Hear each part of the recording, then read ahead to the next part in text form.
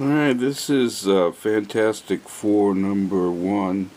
We're looking at the cover of Fantastic Four #2 was this issue here. We're going to be listening to a radio show from the 1960s of this issue here, which was #3 of the Fantastic Four. This was the cover to #2, which we don't have a dramatization of.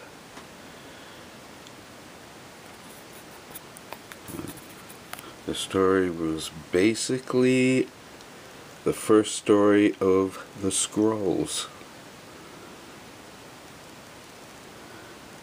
And these are some of the panels from issue #2.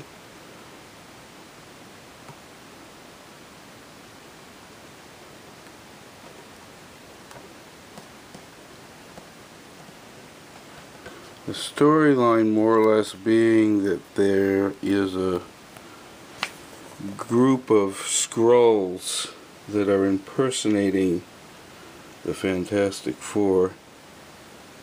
They're imitating the Invisible Girl, the Human Torch, and Mr. Fantastic.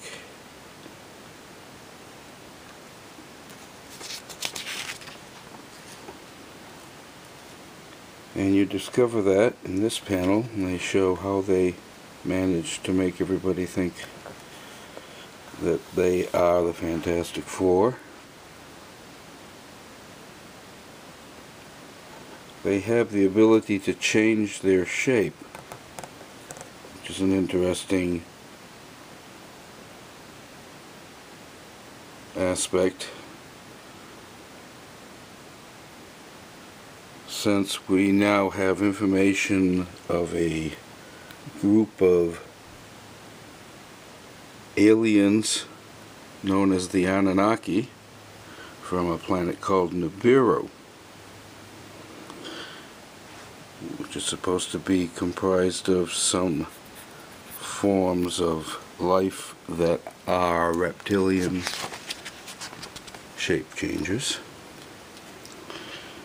And this story pretty much just tells how the Fantastic Four discover that they are being imitated and being made to look bad.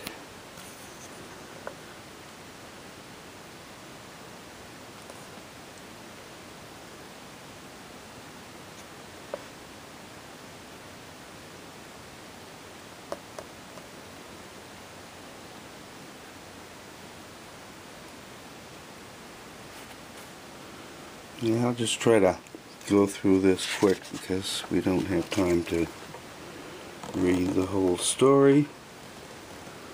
But basically, we'll do the pages, and you can see the continuing artwork of Jack Kirby and Stan Lee. I guess Fantastic Four prisoners of the Skrulls at this point in the storyline, and they are escaping from their prison. And everybody thinks that they are the bad guys, so that looks familiar. I think they are retelling their origin or something, huh? I guess not.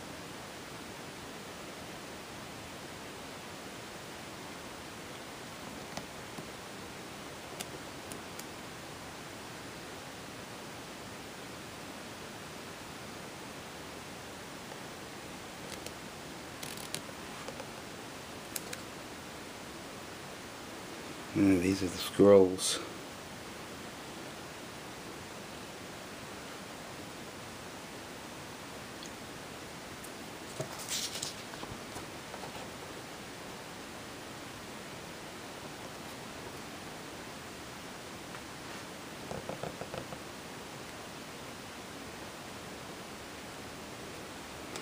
Now the Fantastic Four fight back.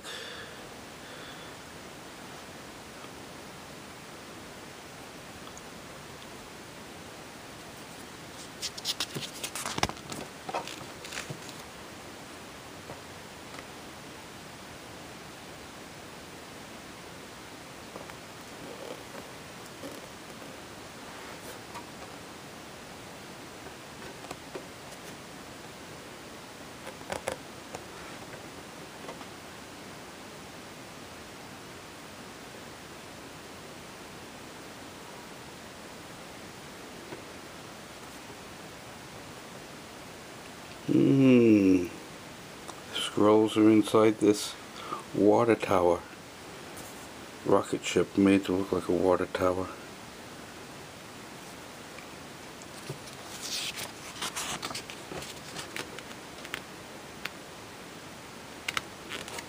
And they report back to their home planet about the Earth people.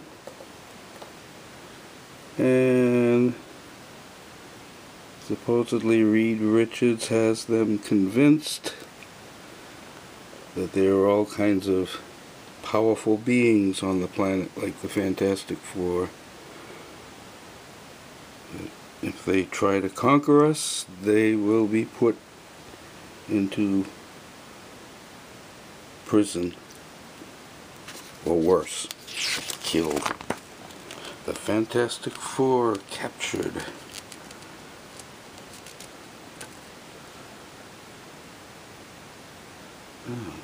At this point, Ben Grimm is changing back to his human form, and he doesn't understand why it's happening.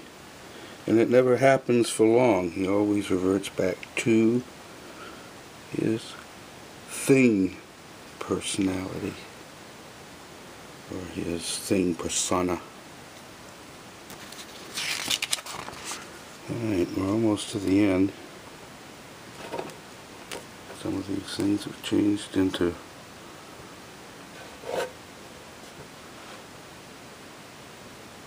all kinds of monsters. And changes into a bird to escape. These are the original 4 Skrulls that came here. I guess one escaped to go back to the planet. And the other 3 they captured. And are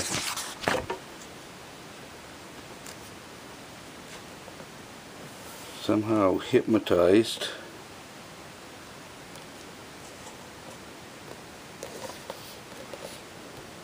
and commanded to live the rest of their lives out on Earth as cows. How about that? And of course, in the comic books they always have these special pages, pin-up pages.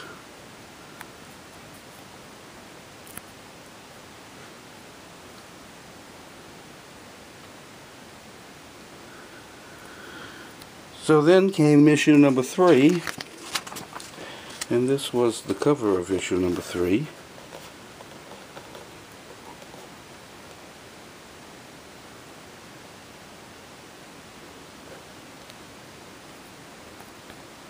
And this is the one that we do have a 1960s radio show. And it was recorded by Stan Lee in the 60s.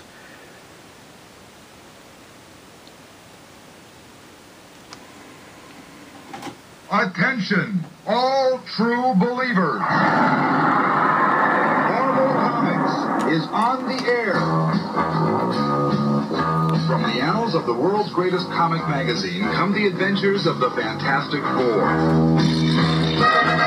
In this week's epic, we'll hear the amazing Fantastic Four for the first time as the Fantastic Four face the menace of the Miracle Man. Get ready, our tale begins in just half a moment. We're in New York City's giant concert hall, where the Miracle Man is dazzling the crowds with his amazing mystical magic show. He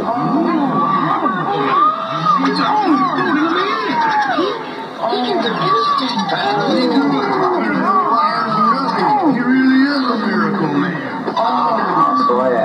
And from my vantage point up here, I can see we have 4 celebrities in our audience this evening. The first is Dr. Reed Richards, better known as Mr. Fantastic. And next to him, and fully visible, is the so-called Invisible Girl. And on her left, we find Thing. Hey, get that spotlight off of me. Big Bash. Come on! Oh, well. And then we find the youngest member of the Fantastic Four, known to the world as the Human Torch. What's he up to? The Fantastic Four. They are supposed to be the most powerful, most amazing quartet in history, but I say to them, bah, next to my power, they are nothing. Can they become more powerful giants than we? The power of celebrity. They control the lightning. And the hunger. Fantastic Four. I see Hold on there, fancy pants. Wait, Thing. Let go. I'll wipe that grin off his oily face. I was hoping one of you would accept my friendly challenge. Step right up here, Thing. Let's have a little test of strength. You ain't no challenge to me. Your overrated powers against my miraculous powers? This will be a defeat you'll never forget. Pick either of these 2 identical tree trunks. Okay. Now what? Destroy it in any way you can. Oh, that'll be easy. Think I can. Much. Gosh.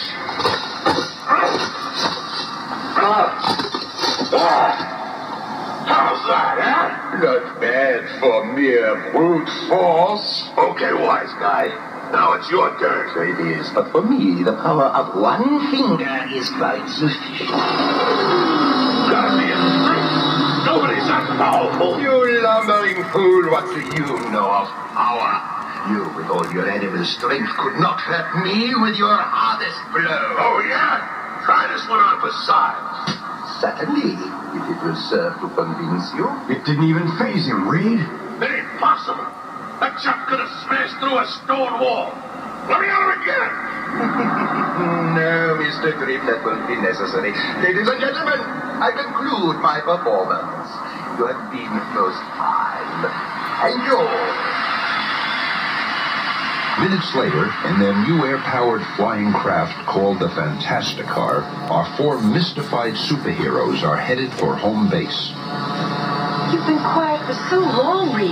What are you thinking? Just that it's fortunate for us the Miracle Man isn't a criminal. If he was, he might be one foe we couldn't defeat. But little does Reed Richards know that at that very moment, in his dressing room at the theater, The time has come for me to remove my mask of respectability. Now that I have demonstrated my powers to the world, it is time for the Miracle Man to strike. I need a bold, breathtaking feat to make them realize that the human race is powerless against me. Wait. In front of the theater below. There's my answer. The huge statue of the monster from Mars is on exhibit. I shall bring that statue to life and use it as my unconquerable slave. and so the groundwork is laid for the Fantastic Four's next battle. I've set the controls on automatic. We're almost home. The Fantastic Car actually lands itself. And the roof on top of headquarters works like an aircraft carrier deck. Reed, are you sure that the Miracle Man isn't a criminal? We join the Fantastic Four at their nearly completed headquarters atop the Baxter Building on Manhattan's Madison Avenue, where they are relaxing after a night at the theater. We're here at the They're televising the opening of that Monster from Mars exhibit. We were just across the street from there. Never mind the statue. Look at what I've got. Susan, you made a costume for yourself. And for all of you, next time we have some colorful clothes to wear. Bah! What's this? Giants! I ain't wearing no dumb costume. Reed, hey, look. It's the Miracle Man on TV. What's he doing there? He's making some kind of strange gesture. Put it on the big screen, Johnny, and turn up the sound. Oh, my God. The monster statue has come to life. It's moving. Look out. The monster from Mars is alive and loose. Now, I've never seen anything like this, ladies and gentlemen. This huge monument to the people of Mars has, by some power, suddenly begun to walk, and it's crushing everything in its path. It's amazing. When he is standing erect, he must be 250 feet tall. And with a little Marvel magic, we travel to the scene. Get the crowds back, Sarge. We gotta stop that thing. Look out, Charlie. What the? He's pushing my car. It was a tin can. Get that bazooka over here on the double. Okay, let him Wait! It's disappeared. Vanished before our eyes. The monster's trail of destruction is all that remains. The most amazing thing I've ever seen. The monster vanished right before our very eyes. It was the Miracle Man. I don't know how, but it's him. This is what I dreaded. The man whose power seems to be greater than ours has turned on mankind. Power schmower. Just let me get my hands on him again, that's all. We've got to get in touch with the commissioner, Reed. We've got to warn him. Phone call for you, sir, for the Fantastic Four. Very good. Reed, I want to read you this note I just received. Okay, Commissioner, we've got our recorder going. Roger, ready for this. I hereby declare war on the entire human race. Signed, the Miracle Man. That's pretty heavy, Commissioner. Reed, I'm authorizing you four to do whatever you can. This Miracle Man must be stopped. And so it begins, as the Fantastic Four set out to do battle with a man who works miracles. We'll each take different sections of the city. And with a push of a button, the amazing Fantastic Car splits into 4 separate self-powered modules, and the Fantastic Four begin their search. Good luck, everyone. And barely half a mile from the Baxter Building, the living monster reappears and crashes through the steel walls of a heavily guarded jewelry store in New York City's Diamond District.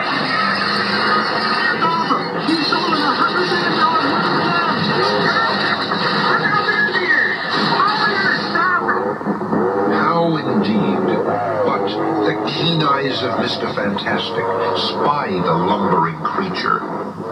Monster's coming my way. I've got to trap him. I'll make a human net out of my body, stretching it to its absolute limit. Just 3 more steps. Come on, baby. A little more stretch. Gotcha. But another figure is also on the scene. Mr. Fantastic. You. Anything more than a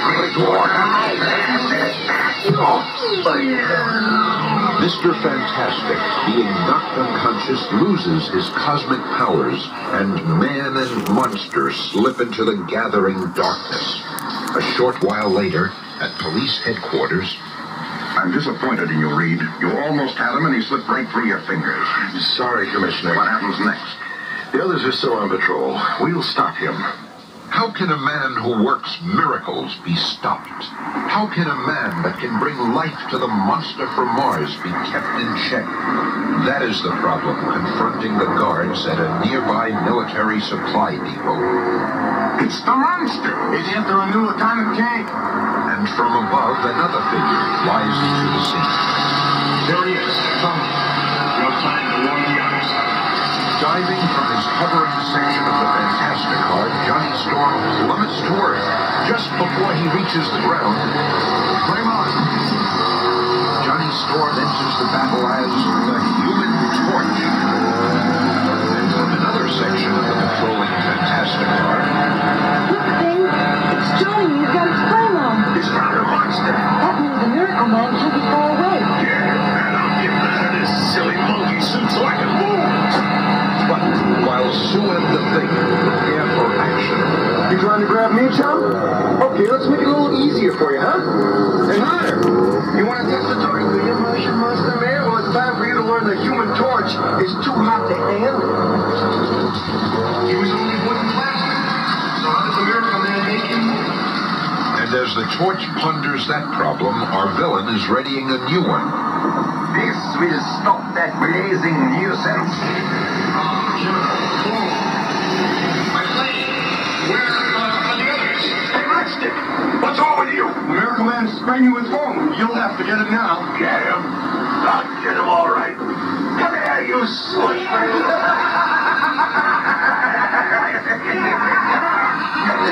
You go. Okay, Magic Man, let's see you get out of this one.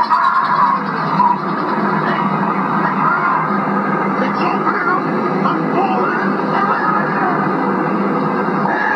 Another time I'll be the Fantastic Four. Take warning, this time will be the last. Then I shall rule the world.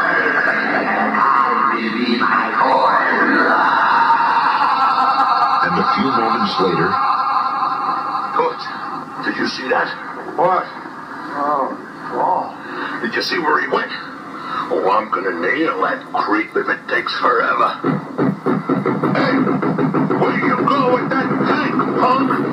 But the fourth member of our team takes over now. The Invisible Girl is a secret stowaway in the atomic tank and calls the others on her portable radio. Attention! Hey, I'm Johnny. We can hear you, Susan. Order the troops to fall back. I'll tackle the Miracle Man alone. It's our only chance. Over and out. Sometimes one invisible girl can accomplish more than a full battalion. The Miracle Man may be getting away, but he's got an unseen passenger along this time. And following Sue's instructions, Thing and Johnny return to Fantastic Four headquarters where they find Reed Richards, and once again, an internal argument ensues.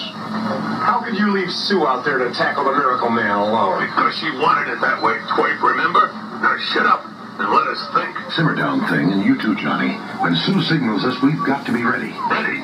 I'm always ready. The next time I get within grabbing distance of that fancy faker, I'll make mincemeat out of him. He thinks his powers are greater than ours. Well, they ain't. Nothing's more powerful than those cosmic rays that turned us into what we are. I'll never burn that day out of my memory. That launch into space, and then the cosmic rays of the crash in South America. I'll never forget seeing Susan's sweet Susan grow invisible for the first time. Or the look on your faces. I was Ben Grimm then before I began to change.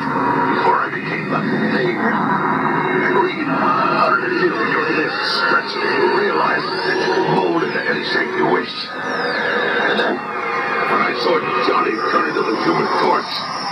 That's when we joined together and became the Fantastic Four. And we've been able to use our powers to help mankind, to fight evil and injustice. Sure.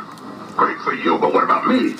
I'm nothing more than a walking freight show, an ugly, gruesome thing. What about me? You've changed back to your normal self for a few minutes. It might happen again for a longer time. I don't want to be normal for a few minutes. I want to be Ben Grimm permanently. I want women to look at me and smile instead of screaming. Chicks look at you, don't kid yourself. They wouldn't look at you if you looked like Robert Redford. What, you cry, little punk? I'll teach you. Hey, lay off, you big ape. I was only fooling around. Yeah, me too. Okay, crazy Thing. Think I'm crazy, do you? Well, what do you think of this? I warned you. If it's a fight you want, flame on.